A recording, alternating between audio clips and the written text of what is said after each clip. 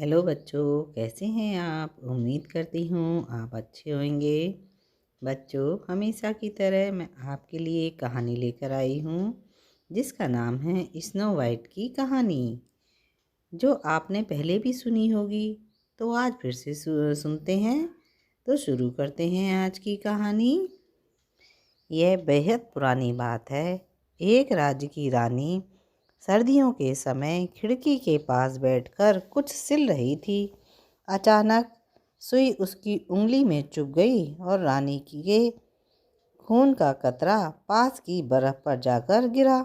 इस घटना को देख रानी के मन में ख्याल आया कि काश मेरी एक बेटी होती जिसका रंग इस बर्फ की तरह ही सफ़ेद होता। उसका होंठ खून के कतरे की तरह लाल होते और बाल काली घटाओं से कुछ समय बाद ही रानी को एक बेटी हुई और वो ठीक वैसी थी जैसी उन्होंने कल्पना की थी। इसलिए उसका नाम रखा गया स्नो वाइट। कुछ समय बाद रानी की मृत्यु हो गई और समय बीतने के बाद राजा ने दूसरी शादी कर ली। वो नई रानी भी बेनता खूबसूरत थी। रानी के पास एक जादुई आईना था जिससे वो रोज पूछती कि बता, इस दुनिया में सबसे सुंदर कौन है। चूंकि वो आईना कभी झूठ नहीं बोलता था, तो वो हमेशा आप ही सबसे सुंदर हो रानी, यह सुन रानी बहुत खुश हो जाती थी।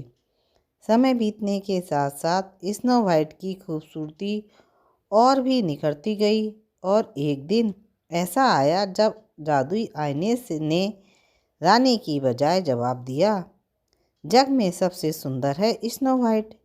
यह सुन रानी को सदमा लगा और वो स्नो वाइट से चिढ़ने लगी। रानी ने अपने सबसे खास और करीबी सिपाही को बुलाकर आदेश दिया कि स्नो वाइट को दूर जंगल में ले जाकर मार डालो। सिपाही स्नो वाइट को ले गया पर उसे मारा नहीं। मासूम स्नो वाइट पर उसको दया आ गई और उसने स्नो वाइट को रानी की असलियत बताकर उससे दूर रहने को कहा। स्नो वाइट को जंगल में जिंदा ही छोड़कर जाते समय सिपाही एक जंगली जानवर का दिल ले गया। सबूत के तौर पर स्नो वाइट यहाँ वहाँ भटकती रही कि तभी उसकी नज़र एक छोटे से घर पर पड़ी। वो घर एकदम बच्चों के घर जैसा था। वो घर था 7 बौनों का। स्नो वाइट ने देखा वहाँ खाना भी है, वाइन भी है। उसे भूख लगी थी। इतने छोटे छोटे बर्तन और चीज़ें उसे आकर्षित कर रही थीं। स्नो वाइट ने खाना खाया, वाइन भी पी और सो गई। जब बौने घर लौटे तो सब कुछ अस्त व्यस्त देखकर सोच में पड़ गए। फिर उनकी नज़र स्नो वाइट पर पड़ी। वो जाग गई और उसने बौनों को अपनी सारी कहानी सुनाई। तो उसे उन पर दया आ गई और उन्होंने उसे अपने साथ रख लिया। वो घर का सारा काम करती और बौने जंगल में जाकर पैसे खाने का इंतजाम करते। बौनों ने स्नो वाइट को सावधान रहने को कहा कि जब वो घर पर ना हो तो किसी को भी घर में ना घुसने दे। इसी बीच रानी ने फिर से अपने आईने से पूछा कि कौन सबसे सुंदर है। आईने ने कहा, आप बेशक सबसे सुंदर हैं, लेकिन जो आपसे भी सुंदर है वो है पहाड़ों के उस पार 7 बनों के साथ रहने वाली स्नो वाइट। रानी गुस्से से आग बबूला हो गई और उसने स्नो वाइट को खत्म करने का बीड़ा खुद उठाया। उसने एक बुढ़िया का भेष धरा और कंघी बेचने वाली बनकर जंगल की तरफ चल पड़ी।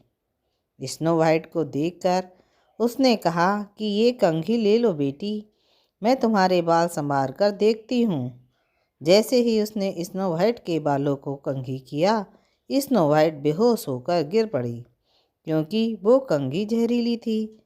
रानी वहाँ से चली गई, लेकिन फौरन बौने आकर स्नो वाइट के बालों से कंघी निकाल देते हैं और वो बच जाती है। रानी फिर आईने से पूछती है, आईना वही जवाब देता है। फिर रानी के किसान की बुढ़िया बीवी का वेश बदल कर जाती है। वो अपनी टोकरी में जहरीले सेब लेकर जाती है। यह सेब खास दौर से उसने खुद तैयार किए थे, जिसमें यह खासियत थी कि जो भी इसे चखेगा वो स्लीपिंग डेथ में चला जाएगा और इस जादुई जहरीले सेब का असर सिर्फ और सिर्फ फर्स्ट किस से ही खत्म हो जाएगा। रानी आश्वस्त थी कि स्नो वाइट को तो मरना ही हुआ समझकर बौने दफना ही देंगे और इस तरह से वो अपने मंसूबों में कामयाब हो जाएगी। रानी स्नो वाइट से कहती है कि ये मीठे सेब हैं, तुम इन्हें खरीद लो। स्नो वाइट इस बार सतर्क थी। उसने दरवाज़ा नहीं खोला, लेकिन वो बार बार आग्रह करने लगी। फिर उसने एक सेब के 2 टुकड़े किए, जिसका एक टुकड़ा जहरीला नहीं था और दूसरा था। रानी ने सादा वाला टुकड़ा खाकर कहा कि ये देखो कितना रसीला सेब है। मैं भी लालच नहीं रोक पा रही। स्नो वाइट को लगा कि यह सच कह रही है।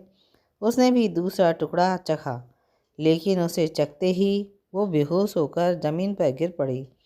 रानी हंसते हुए चली गई, क्योंकि इस बार उसने बेहद जहरीला वार किया था, जिससे बचना स्नो वाइट के लिए नामुमकिन था। स्नो वाइट ऐसी अवस्था में चली गई थी जहां अस्थायी तौर पर उसके शरीर के अंग क्रियाशील नहीं थे। बौने भी उसे बचा नहीं सके और उन्हें लगा कि वह मर गई। सभी फूट फूट कर रोने लगे। उन्होंने स्नो वाइट को देखा, वो एकदम फ्रेश लग रही थी। उनका मन नहीं माना कि उसे ज़मीन में दफना दें, इसलिए उसके लिए कांच का बॉक्स तैयार किया गया और उसे उसमें सुला दिया। कांच के बॉक्स पर लिखा कि यह अनमोल है। इस बीच रानी आईने से पूछती और आईना कहता, तुम ही सबसे सुंदर हो। रानी खुद भी गर्व करती। समय बीतने लगा। कुछ समय बाद ही जंगल में एक सुंदर राजकुमार जा रहा था। उसने स्नो वाइट को देखा और उसका दीवाना हो गया। बौनों ने भी देखा कि राजकुमार क्या करेगा। राजकुमार बेहद दुखी था कि जिस लड़की से मुझे प्यार हुआ तो वो भी जिंदा नहीं है। उसने काफिन का कांच खोला और सोचा अलविदा करने से पहले अपने पहले प्यार को जी भर कर देख लूं। राजकुमार ने कांच खोला और स्नो वाइट को भावुकता में एक किस कर दिया। किस करते ही रानी का जादू खत्म हो गया। स्नो वाइट जिंदा थी। राजकुमार की खुशी का ठिकाना ना रहा। बौने भी खुशी से उछल पड़े। राजकुमार स्नो वाइट को अपने देश ले गया। वहाँ जाकर उसने शादी की। शादी में बौनों के साथ साथ रानी को भी बुलाया गया। बौने भी बेहद खुश थे। इस बीच रानी ने आईने से पूछा कि कौन है सबसे हसीन। तो आईने ने कहा, तुम हो सबसे हसीन, लेकिन तुमसे भी हसीन है वो नई रानी। स्नो वाइट की असलियत जाने बिना रानी नई रानी की खूबसूरती देखने शादी में चली गई, लेकिन उसे देखते ही उसके होश उड़ गए। रानी का देश निकाला कर दिया गया और स्नो वाइट राजकुमार के साथ खुशी खुशी रहने लगी। बच्चों, इससे हमें शिक्षा मिलती है कि ईर्ष्या और षड्यंत्र करने वाले खुद अपने ही आग में जल जाते हैं। एक ना एक दिन उन्हें अपने किए की सज़ा मिलती ही है। इसलिए मन में किसी के लिए भी ईर्ष्या मत रखो और षड्यंत्र से दूर रहो।